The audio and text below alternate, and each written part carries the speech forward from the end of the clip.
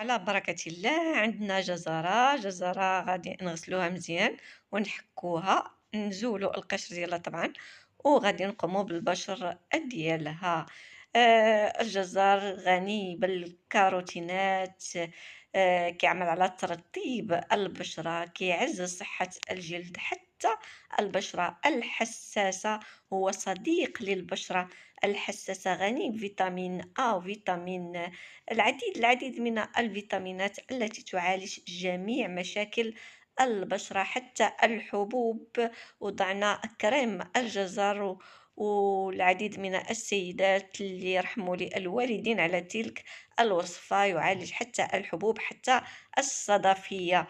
مهم جدا لصحة الجلد وترطيب البشرة. غادي نحكوه وغادي نقوموا بالعصر ديالو. خصنا غير الماء فقط. أتحداك بهاد الوصفة، أقولها وأكررها، هائلة للنضارة وترطيب الجلد. ساعد كذلك بشكل كبير في علاج الالتهابات الجلدية، لذلك قلت هو صالح لأصحاب البشرة الحساسة والحساسة جدا. يعمل على الإسراع في عملية الشفاء، كيساعد الجلد على التعافي بشكل أسرع من الالتهابات. ونصف تفاحة هي اللي خصنا في هاد الوصفة فقط. غادي نقوموا بالحك ديالها هي ايضا بالقشر ديالها.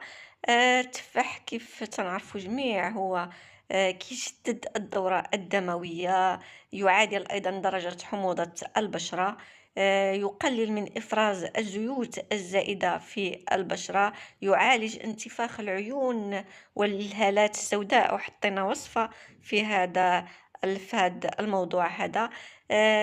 تونر، يعتبر تونر طبيعي للبشرة.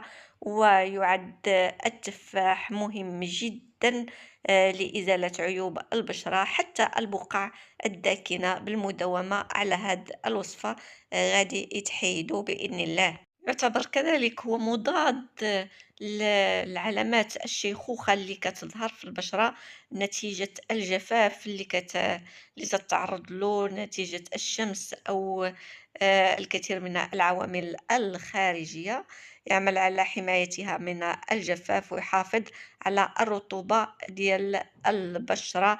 مع زجاجي غادي ناخدو ملعقة صغيرة من معجون التفاح، وغادي او مبشور تفاح، وغادي نضيفو له مقدار 3 د المعالق صغار من عصير الجزر، وغادي نحركو مزيان حتى يتجانس هاد الخليط. غادي نضيفو لهاد الخليط كذلك ملعقة صغيرة من الياغورت الطبيعي. الياغورت الطبيعي لوحده.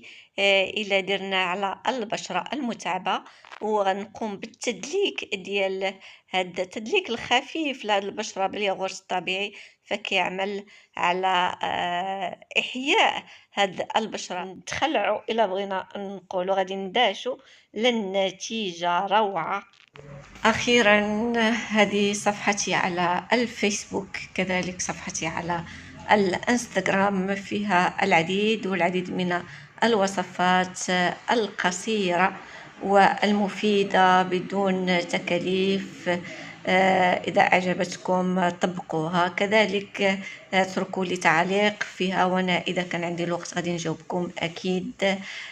إذا أعجبكم الفيديو لا تنسوا الضغط على زر الاشتراك وزر الإعجاب وإشراكه مع الأصدقاء حتى تعم الفائدة.